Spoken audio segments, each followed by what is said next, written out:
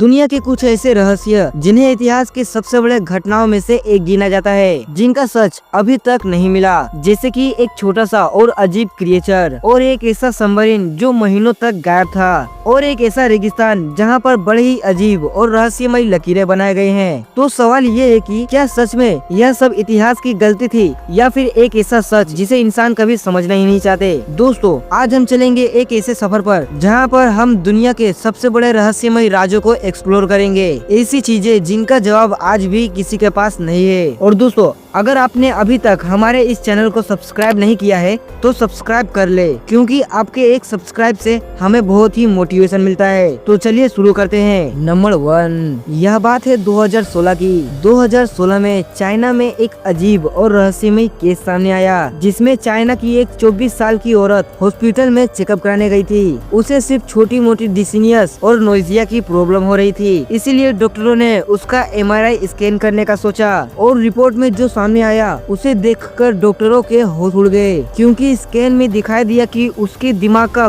कुछ पार्ट गायब था। इंसानी ब्रेन में जितनी जगह होती है उससे कुछ ज्यादा ही जगह वहाँ पर खाली थी। और उसमें सबसे हैरान कर देने वाली बात यह थी कि उस औरत की मेंटल हेल्थ और उसकी एबिलिटी बिल्कुल ही नॉर्मल थी। वह बात कर सकती थी, चल सकती थी और अपने सारे एक्टिविटीज कर सकती थी। सिर्फ उसे थोड़ी सी डिजीनियस और नोइजिया की प्रॉब्लम हो रही थी। एक्सपर्ट्स के मुताबिक यह एक रेयर और रहस्यमय केस था, जिसे हाइड्रोनेनसेफली या फिर एक्सट्रीम हाइड्रोकैप्सुलस कहा जाता है। इस कंडीशन में दिमाग के अंदर सेब्रोस्पाइनल ब्लड अधिक मात्रा में भरने लगता है और ब्रेन टिश्यू को रिप्लेस कर देता है। लेकिन सबसे अजीब बात यह थी कि इस कंडीशन में होने के बावजूद भी वह औरत जिंदा थी और बिल्कुल ही नॉर्मल थी। न्यूरोलॉजिस्ट और डॉक्टरों के लिए यह केस एक मेडिकल मिस्ट्री बन गया। जनरली ब्रेन के बिना कुछ भी करना इम्पॉसिबल होता है, क्योंकि ह्यूमन बॉडी की सारी एक्टिविटीज ब्रेन ही करता है। यह केस आज तक साइंस और मेडिकल साइंस के लिए मिस्ट्री बन चुका है, जो आज तक सोल्व नहीं हुआ। नंबर 2,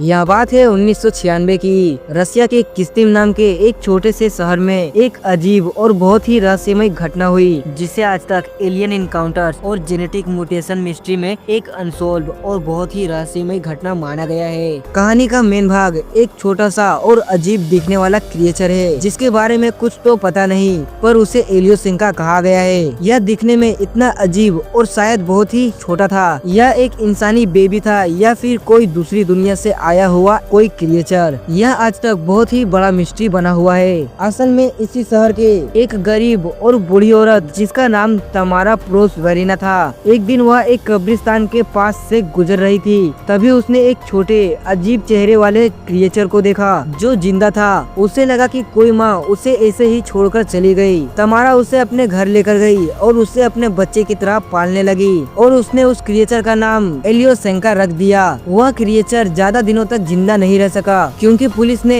इस केस के बाद तमारा को एक मेंटल एसिमियम भेज दिया, और इसी कारण बिना केयर के एलियोसेंका मर गया। और बाद में गांव वालों को इस क्रिएचर की लाश मिली, तब उन्होंने उसकी बॉडी को एक लोकल डॉक्टर के पास ले गए, और जब डॉक्टर ने उसका एनालिसिस किया तो वह हैरान हो गए, क्योंकि उसका बॉडी ह्यूमन डिफॉर्मिटी से मैच नहीं करता था, और उसकी हड्डियां इंसानों के बनावट से कई गुना ज्यादा अजीब थी। साथ ही उसका DNA ह्यूमन जेनेटिक कोड से बिल्कुल भी मैच नहीं करता था। बाद में उसकी बॉडी को UFO रिसर्चर ने अपने साथ ले गए, और कुछ दिनों बाद वह बॉडी अपने आप ही रहस्यमय तरीके से गायब हो गया। वह क्रिएचर कौन था, कहां से आया था, यह किसी को भी नहीं पता चला। नंबर 3, वर्ल्ड वॉर 2 के खत्म होने के बाद 10 जुलाई 1945 को एक जर्मन सबमरीन U-530 अचानक अर्जेंटीना के मॉडल प्लेटफॉर्म पर खुद को सरेंडर करने के लिए गया। लेकिन इस इंसिडेंट ने कई सवाल खड़े कर दिए, क्योंकि यह सबमरीन वर्ल्ड वॉर के टाइम लगातार 2 महीनों से गायब थी, और इसकी क्रू मेंबर्स अपनी आइडेंटिटी छुपाने की कोशिश कर रहे थे। तब अर्जेंटीना के ऑफिसर्स ने उस सबमरीन को कब्जे में ले लिया, और जर्मनी और USA को इन्फॉर्म किया गया। और जब अमेरिका ने क्रियो का इंट्रीगेशन किया तो उन्हें कोई भी क्लियर जवाब नहीं मिला, और सबमरीन का कैप्टन ओटो वर्मथ ने सिर्फ इतना ही कहा कि उन्हें जर्मनी के हारने की खबर मिली थी, इसलिए उन्होंने खुद को सरेंडर कर देने का फैसला लिया। लेकिन अजीब बात यह थी कि उनमें से किसी भी मेंबर्स के पास कुछ भी वैलिड आइडेंटिफिकेशन डॉक्यूमेंट नहीं था। और एक थ्योरी यह भी है कि U-530 वर्ल्ड वॉर के लास्ट दिनों में अंटार्कटिका तक गई थी। और कुछ हिस्टोरियंस और कंस्पिरेसी थ्योरीज का मानना है कि जर्मनी ने अंटार्कटिका में एक सीक्रेट बेस बनाया हुआ है, जहां पर कुछ एडवांस टेक्नोलॉजी और साइंस एक्सपेरिमेंट्स चल रहे थे। यह थ्योरी और भी स्ट्रॉन्ग तब हो गई जब वर्ल्ड वॉर 2 के खत्म होने के बाद अमेरिका ने अंटार्कटिका पर ऑपरेशन हाई जंप लॉन्च किया, जो एक लार्ज स्केल मिस्ट्री मिशन था। अमेरिका ने तो सबमरीन को कब्जे में ले लिया था, पर सबमरीन से जुड़े जो भी डिटेल्स थे वह कभी भी नहीं पता चला। यह भी एक बहुत बड़ा मिस्ट्री बना हुआ है। नंबर 4, नाजका में मौजूद एक रहस्यमय रेगिस्तान, जहाँ की मिट्टी और ईंटों के बीच बहुत ही बड़ा और बड़े लकीर खींचे गए हैं। और यह लकीर इतने बड़े हैं कि इन्हें सिर्फ आसमान से ही देखा जा सकता है। यह लकीर नाजका के पेरो डिजर्ट में पाया गया है। यह लकीर इतने बड़े हैं कि जमीन पर चल रहे लोगों को यह रेंडम और अजीब सी खुदाई लगती है। लेकिन जब इसे 1930 में आसमान से एक एरोप्लेन से देखा गया, तब तो उन्होंने एक बहुत ही बड़ा और अजीब सा चित्र देखा, जो लगभग 300 से 400 तक होंगे, जो बहुत ही अजीब और बड़े शेप में थे, जो किसी एनिमल्स और मिस्टीरियस क्रिएचर के लग रहे थे। सोचो, जिसमें एक इंसान की शक्ल वाला अजीब सा चित्र, एक बंदर जैसा दिखने वाला अजीब, एक जाइंट हमिंग बर्ड और एक स्पाइडर बनाया गया था। यह इतने बड़े बनाए गए थे कि इन्हें सिर्फ आसमान से ही देखा जा सकता था। यह लाइन्स नाजका सिविलाइजेशन के 200 BCE से 600 CE के लोगों ने बनाई थी। और रेगिस्तान लाल रंग की मिट्टी से पूरी तरीके से ढकी हुई थी। अगर इसे निकाल दिया गया तो नीचे से हल्का ग्रे व्हाइट सरफेस निकल सकता है। नाजका के लोगों ने इसी सरफेस को हटाकर यह लाइंस को बनाया था। लेकिन यह लाइंस बनाया कैसे गया यह किसी को नहीं पता, क्योंकि उस टाइम में ना कोई एरोप्लेन था और ना ही कोई ड्रोन। जमीन पर खड़े होकर यह समझ भी नहीं आता कि डिजाइन कैसा बन रहा है। कई स्कॉलर्स कहते हैं कि नाजका लाइंस एक एस्ट्रोनॉमिकल कैलेंडर था। और एक थ्योरी यह भी कहती है कि यह लोग ऐसा इसीलिए करते थे क्योंकि वहाँ पर पानी की बहुत तंगी थी।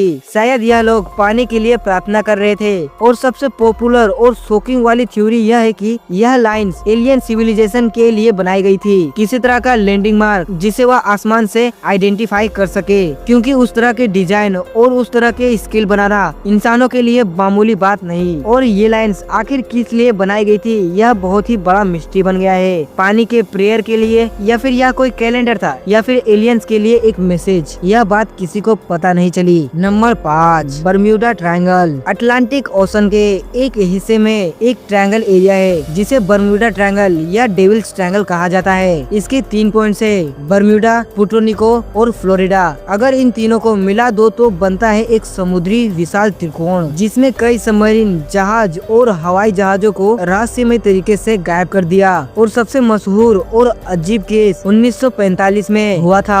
फ्लाइट 19 के साथ 5 American navy bomber training mission के लिए निकले थे। कम्युनिकेशन में वह लोग बता रहे थे कि उनका कंपास काम नहीं कर रहा था, डायरेक्शन ट्रिगर नहीं हो रहा था। फिर कुछ घंटों के बाद उसका कॉन्टेक्ट डिस्कनेक्ट हो गया और उनका प्लेन बिना किसी खराबी के क्रैश हो गया। और सबसे हैरानी की बात है कि उन्हें ढूंढने के लिए जो रेस्क्यू टीम गई थी वह लोग भी वहीं पर गायब हो गए। सिर्फ प्लेन ही नहीं, बहुत सारे शिप्स भी यहाँ पर गायब हो चुके हैं। USS साइक्लोप्स एक बहुत ही बड़ा नेवी शिप जिसमें करीब 300 से ज्यादा लोग थे, जो बिना किसी कारण रहस्यमय तरीके से गायब हो गया। बाद में ना ही वह शिप मिला और ना ही किसी की डेड बॉडी, सिर्फ पूरा का पूरा शिप ही अचानक गायब हो गया। साइंटिस्ट कहते हैं कि यहाँ की मैग्नेटिक फील्ड कंपास और नेविगेशन इंस्ट्रूमेंट को डिस्टर्ब कर देता है। बर्म्यूडा ट्रायंगल के नीचे से मीथेन गैस हाइड्रेट नाम की एक गैस निकलती है, जो पानी का डेंसिटी चेंज कर देती है। इसी कारण से शिप्स बहुत ही आराम से डूब जाते हैं। और कुछ थ्योरी यह मानती है कि यह एरिया एक एलियन बेस है, जो इंसानों को अपने एक्सपेरिमेंट्स के लिए लेकर जाते हैं। और एक थ्योरी यह भी कहती है कि बर्म्यूडा ट्रायंगल प्राचीन लॉस्ट सिटी अटलांटिस के एडवांस टेक्नोलॉजी के ऊपर है, जो अभी भी एक्टिव है। हजारों इन्वेस्टिगेशंस के सालों बाद भी बर्म्यूडा ट्रायंगल का रहस्य अभी तक नहीं खुला। और कुछ एक्सपर्ट्स कहते हैं कि यह एक नेचुरल एक्सप्लेनेशन है, लेकिन सच यह है कि जितने भी केस यहाँ पर दर्ज हुए हैं उनका कोई भी रहस्य आज तक नहीं खुला। दोस्तों, मिलते हैं इसी तरह के अगली वीडियो में एक और रहस्य के साथ। और दोस्तों, अगर आपने अभी तक हमारे इस चैनल को सब्सक्राइब नहीं किया है तो सब्सक्राइब कर ले।